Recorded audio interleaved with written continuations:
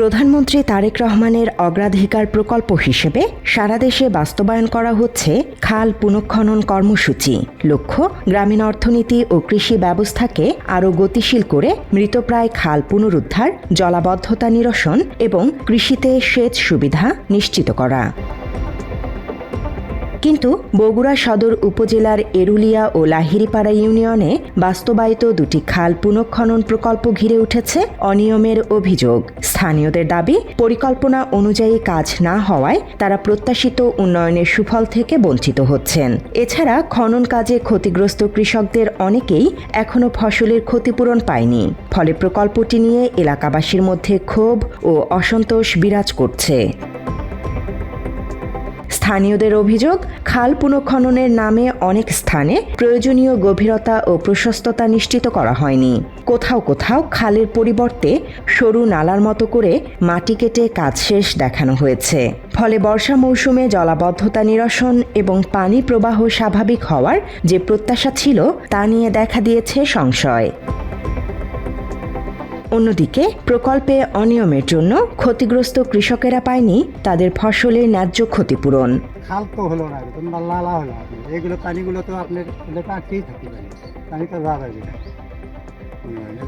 খাতের তো ক্ষতি হবে। জমি আলারা তো কোনো বাধা বিঘ্ন দেয়নি। জমি আলারা যদি বাধা বিঘ্ন দিল হয়নি তাহলে খাল ছোট করা গেল হয়নি। কোনো জমি আলা এসে কোনো বাধা দেয়নি।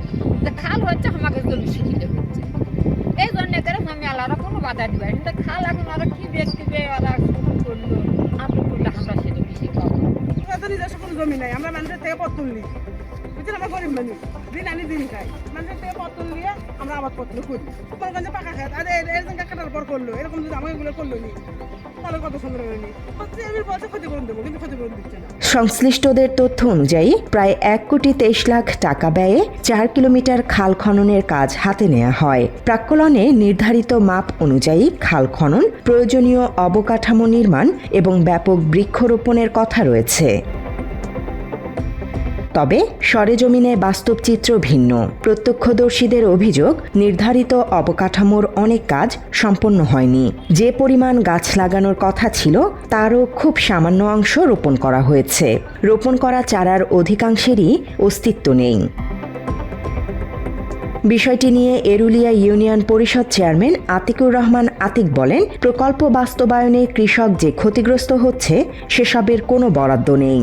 আমার খালের যে সরকারি মাপ যেটা আছে, সেই সরকারি মাপের মধ্যে যদি আমি খাল করতে যাই তাহলে খাল হবে, যা আসলে নালাই হবে। একটা কাজ করতে যেয়ে অনেক ক্ষতিগ্রস্ত হয়, মানুষ ক্ষতিগ্রস্ত হয়।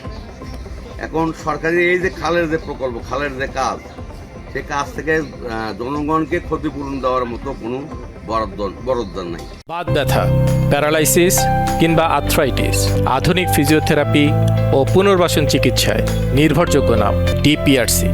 প্রধানমন্ত্রীর অগ্রাধিকার প্রকল্পে অনিয়মের অভিযোগ ওঠায় বিষয়টি গুরুত্বের সঙ্গে দেখছেন বলে জানান জেলা ত্রাণ ও পুনর্বাসন কর্মকর্তা মুহাম্মদ মোতাহার হোসেন। তিনি বলেন, প্রকল্পের বাস্তবায়ন যত হয়েছে খরচও ততই দেয়া হবে। আমাদের খাল খনন কর্মসূচিটা এই অর্থবছরে ২০২৬ অর্থবছরে আসলে এটা একটা নতুন প্রকল্প, আপনারা জানেন।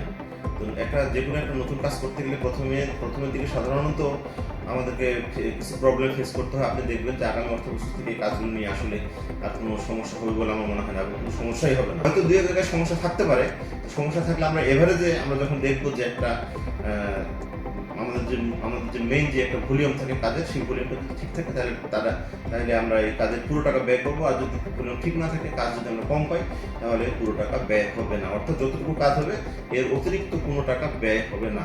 এদিকে বগুড়া জেলা প্রশাসক তৌফিকুর রহমান বলেন, অভিযোগের সত্যতা পাওয়া গেলে দায়ীদের বিরুদ্ধে বিধি অনুযায়ী ব্যবস্থা গ্রহণ করা হবে। আর যদি কোনো অনিয়ম পাওয়া যায়, সেটা আমরা স্পেসিফিক্যালি যদি কোনো ব্যক্তি বা সংস্থা এই ব্যাপারে কোনো অনিয়ম করে থাকে, সেটা আমরা তাৎক্ষণিকভাবে ব্যবস্থা নেব। জনস্বার্থ ও টেকসই উন্নয়নের লক্ষ্য নিয়ে করা প্রধানমন্ত্রীর অগ্রাধিকার এই প্রকল্প বাস্তবায়নে যদি সত্যি অনিয়ম হয়ে থাকে, তবে তা শুধু সরকারি অর্থের অপচয়ই নয়, বরং উন্নয়নের মূল উদ্দেশ্যকেও প্রশ্নবিদ্ধ করবে। তাই দ্রুত তদন্ত করে প্রকৃত চিত্র উদ্ঘাটন এবং দায়ীদের জবাবদিহির আওতায় আনার দাবি জানিয়েছে স্থানীয়রা। তথ্যচিত্রে আবুল কালাম, বাংলা এডিশন।